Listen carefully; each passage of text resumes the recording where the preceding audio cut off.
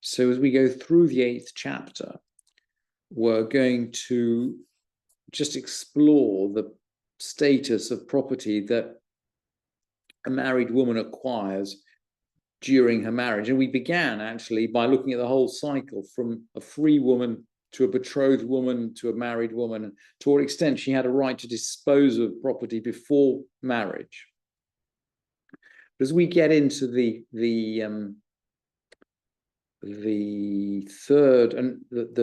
third Mishnah, we're going to analyze property that she acquires during the marriage itself. And the Mishnah begins, Naflu ksafim.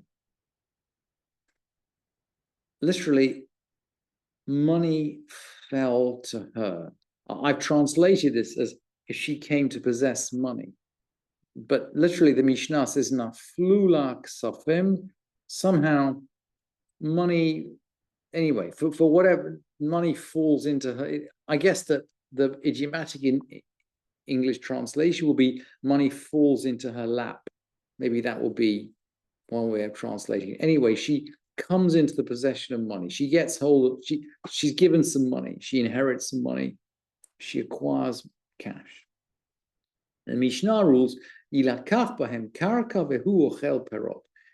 So land should be bought with the money, and the husband enjoys the income. And the principle is that she retains ownership over the principal, but the husband retains ownership over the income. And we've seen this idea before in the Mishnah of Ketubot, that he has to support her, he has to heal her, he has to ransom her, but in return for that, he's entitled to income that she produces. So including income from her capital, essentially from her wealth.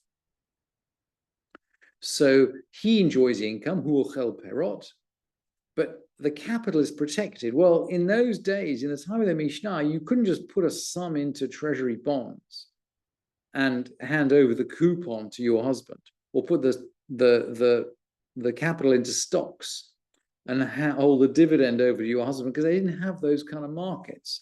The only way of separating income from principal is essentially you buy land, and then the land is protected, that's the principal, and then the income from the land, well, that's the income. So that's essentially, you could say, our modern day bond with principal and coupon is sort of equivalent to land with the income. So that's how the Mishnah is going to analyze it. It is actually surprising. It's surprisingly modern, by the way. I mean, the financial analysis in this Mishnah is really, really surprisingly up to date. So what happens if she gets, let's say she's given produce, or the Mishnah says, perot, hatlushim min karka, fruits that were detached from the ground. But when the Mishnah says perot, it means any kind of produce, really. It could be grain. Yilakach bahem karka vehu ochel perot. Land should be bought. So it's the same principle as money. Grain is basically the same as money. It's a movable kind of good. So yilakach bahem karka. So we buy land with the principle vehu ochel perot, and the husband enjoys the income. And here we're talking about perot as the income from the land. So that's the principle. She acquires possessions during marriage. The principle's protected. The husband enjoys the income. Perot ha-muchubarin la-karka. What about produce which is attached to the soil? So maybe she comes into possession of a field and it has stuff growing in it. So the field's got stuff growing in it. And this must be very common, right? If she came into possession around Adar or just before Pesach, it's going to have the whole year's crop already growing in the field. So what's the status of that crop? Is it like she's acquired the produce, in which case it will be her property and then be converted into land and kept for her? But we've said, in terms of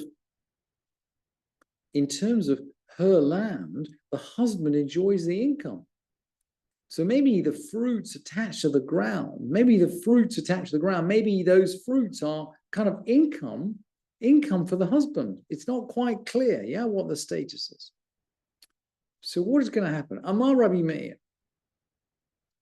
Shaminotam Kamahen Yafin Baperot, Vechamahen Yafin Below Perot.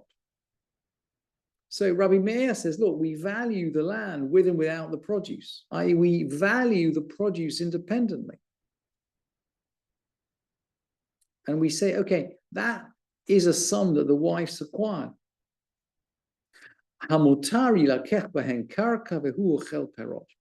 So we buy land with the difference. So that difference, in other words, belongs to her.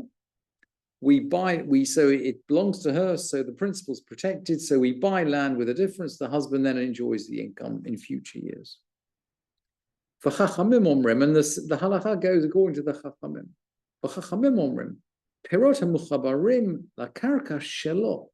So the sages say fruits attached to the ground belong to him. Tlushim min HaKarka Shelo. Detached from it belong to her. So the rabbis are going to say, hang on, he's got the right to income that she receives during the marriage. Fruit, which is still attached to the ground, that's like income. So it belongs to him. It belongs to him outright. He can just spend it. Fruit detached from the ground, that belongs to her. If it belongs to her, if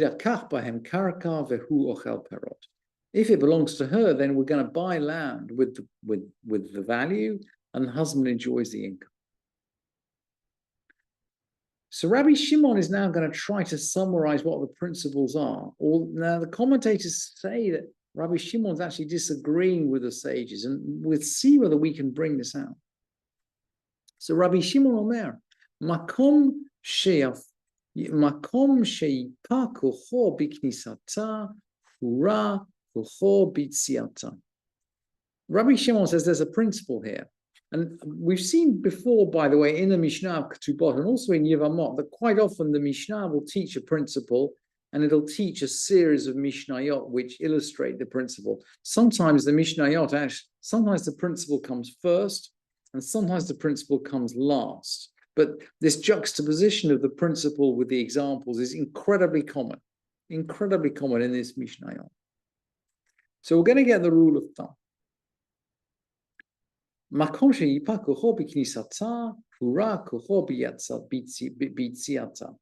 Where his strength is greater on marriage, it's weaker on divorce.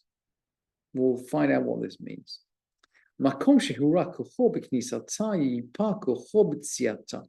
Where his strength is greater than on marriage, where his strength is weaker on marriage, is greater on divorce. So in other words, there's a sort of trade-off between marriage and divorce. And Rabbi Shimon's going to explain this actually via the examples. He doesn't quite agree with the way the Chachamim are setting this out, by the way. But the examples give us an insight into the way the Mishnah thinks about principle and interest, and, by the way, about property that comes into the marriage and property that goes out from a marriage. Perot ha-mechubarin lakarka. So fruits which are attached to the ground. B'gnisata shelo. We seem to be fruits that are attached to the ground are his when she comes into the marriage. But actually, this could also refer to when they come into the marriage, either when she comes into the marriage or when they come into the marriage. They're shelo. They belong to him at this point. Uvitziata shela. But if they get divorced, if the couple get divorced, they belong to her. In other words, they're his property immediately, but she gets them on divorce. Utlushim min ha'karka biknisata shela. If they're detached from the ground. So these are the examples we've been talking about. When they belong to her, they belong to her when the marriage begins, uvitziata shelo, and they belong to him on divorce. So they seem to be excluded, actually, from the ketubah. And we find this halacha of Rabbi Shimon puzzling, and I think the Rambam comments here that the halacha goes according to the sages, not according to Rabbi Shimon, but the Mishnah preserves the opinion of Rabbi Shimon.